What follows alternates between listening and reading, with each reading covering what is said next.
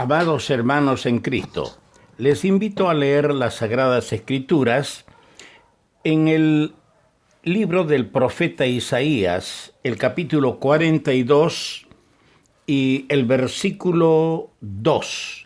Dice: no gritará, ni alzará su voz, ni la hará oír en las calles. Esta es una profecía referente al siervo de Jehová, al Señor Jesucristo. Ahora vamos a leer en el mismo libro el capítulo 53, el versículo 7. Angustiado él y afligido, no abrió su boca. Como cordero fue llevado al matadero, y como oveja delante de sus trasquiladores enmudeció, y no abrió su boca. Que el Señor bendiga la palabra suya al corazón de todos nosotros. El tema que consideraremos en este momento devocional es el silencio del Señor profetizado. Cuán elocuentes son los silencios de Cristo. Si nosotros hacemos un seguimiento a esos silencios en los momentos que, según nuestro criterio, Él debería haber hablado, debía haber contestado, en su defensa, más bien el Señor guardó silencio. Desde la perspectiva humana no podemos entenderlo, pero cuando el Espíritu Santo nos va abriendo las Escrituras, nos damos cuenta que esos silencios estaban siendo la razón de su ministerio, la razón de su amor revelado hacia nosotros. En una ocasión, en el capítulo 8 del Evangelio de Juan, los líderes religiosos, escribas, fariseos, trajeron delante de él a una mujer sorprendida en el acto de adulterio. Le plantearon el problema no con la intención de que ellos eran celosos guardianes de la ley de Dios, sino para tentarle, buscando una ocasión para acusarle. Y el Señor, en vez de contestarles, se inclinó y empezó a escribir en la tierra. Le insistieron hasta que obtuvieron la respuesta tan famosa en aquella frase: el que de vosotros esté sin pecado, tire la primera piedra, arroje la primera piedra. Muchas lecciones quedan de aquel silencio del Señor. Y al final de su ministerio, en el Evangelio también de Juan, el capítulo 14, verso 30, en la semana de la Pasión, Él dijo: ya no hablaré mucho. Guardó silencio. Pero en la Pasión misma, nuestro amado Señor, en 3 lugares, ante 3 poderes, guardó silencio. Y es eso lo que quiero que nosotros reflexionemos en esta hora. Hoy nosotros en esta reunión no guardamos silencio. Le hablamos.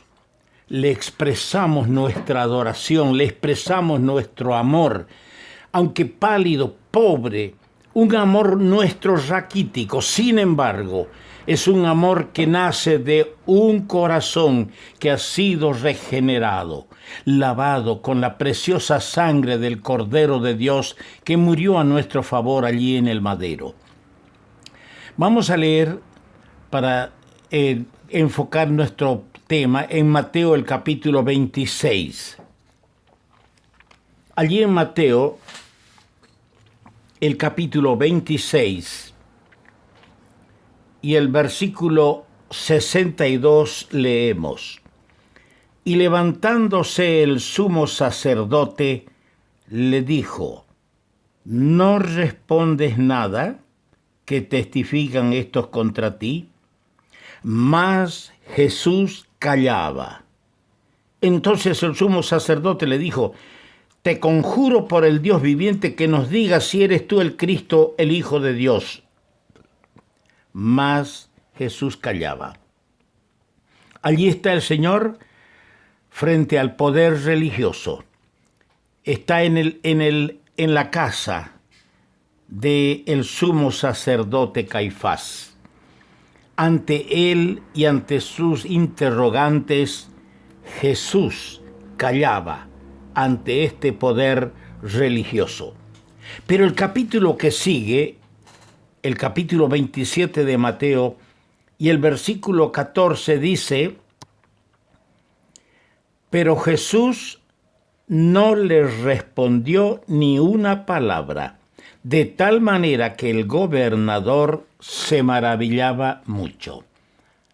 Aquí el Señor también guardó silencio, y esta vez está ante Pilato, ante el poder civil. El Señor guardó silencio. Pero nos trasladamos más adelante y vamos al Evangelio de Lucas, el capítulo 23, y leemos en el versículo 9: y le hacía muchas preguntas, pero él nada le respondió. Aquí el Señor está ante Herodes, el rey Herodes, está ante el poder político. Hermanos amados, muchas veces he intentado de entender este silencio, porque cuando somos nosotros como seres humanos acusados injustamente o se nos llega a ofender con palabras, reaccionamos, asumimos una autodefensa. Pero aquí está el Señor ante el poder religioso, ante el poder civil, ante el poder político. El poder religioso tuvo que valerse de testigos falsos. Dice en el capítulo 26 de Mateo, versos 60 y 61. Y no lo hallaron, aunque muchos testigos falsos se presentaban. Pero al fin vinieron 2 testigos falsos que dijeron: este dijo, puedo derribar el templo de Dios y en 3 días reedificarlo.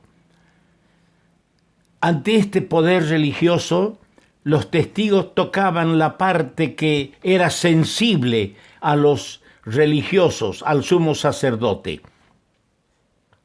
Tuvieron que valerse de testigos falsos, que no solamente eran perjuros, pero el Señor guardó silencio. Luego, ante el poder civil, ante Pilato, el poder civil, de acuerdo a lo que relata el evangelista Mateo y los otros evangelistas que escribieron en los evangelios, recurrió Pilato a diversos medios, a diversos subterfugios para deslindar su responsabilidad. Los que leemos las Escrituras vemos que Pilato recurrió a todo esto, culminando al fin en una ceremonia sin valor. Se lavó las manos. El poder religioso utilizó falsos testigos. El poder civil, consciente de que era inocente, al final terminó lavándose las manos, en un gesto que descubre el poder descubre la personalidad de Poncio Pilato, el 5º gobernador romano. Y frente al poder político, leemos que Pilato lo envió a Herodes, que aquellos días estaba en Jerusalén. El poder político, ¿qué hizo? Le hizo preguntas, pero terminó menospreciándole y se burló del Señor vistiéndole de una ropa espléndida. El Señor tampoco respondió a Pilato. Y surge una pregunta que las mismas Escrituras tienen que contestarla a nosotros. ¿Por qué el silencio del Señor? ¿Por qué no respondió a cada acusación? En Sofonías, uno de los profetas menores, en el capítulo 3, versículo 17 leemos: Jehová está en medio de ti, poderoso, Él salvará, se gozará sobre ti con alegría, callará de amor, se regocijará sobre ti con cánticos. Ahí está el Señor, poderoso, Salvador, se gozará y se llenará de alegría cuando haya obtenido a lo que vino a este mundo como mediador entre Dios y los hombres, como el Salvador del mundo y como el sustituto de los pecadores en la hora del juicio y del castigo. Y por eso es el silencio del Señor, callará de amor. Oh hermanos, si pudiéramos entender esta expresión, el amor a nosotros, el amor a los pecadores, aquel por quien la verdad, la gracia, el amor vinieron, tuvo que guardar silencio, no entrar en debates y discusiones con los poderes de aquel entonces, tanto el poder religioso, el poder civil y el poder político. Calló de amor, porque aquellos momentos tú y yo estábamos en el corazón del Señor. Él miraba hacia adelante, no a los insultos, a las injurias y a los daños que le infringían los hombres. Él miraba hacia adelante, hacia la hora crucial, cuando Él en el Calvario, en el madero, en su cuerpo, llevaría nuestras transgresiones, llevaría nuestros pecados. Y como Dios es limpio de ojos, como dice en el libro de Habacuc, limpio de ojos, cuando vio a su Hijo en el madero con toda nuestra suciedad y nuestra iniquidad, apartó su mirada de Él y le sancionó de acuerdo a una ley divina, a una justicia divina, perfecta, justa y santa. Que podamos entender en esta hora, cuando les recordamos cariñosamente y con amor, podamos entender los silencios del Señor por amor a nosotros.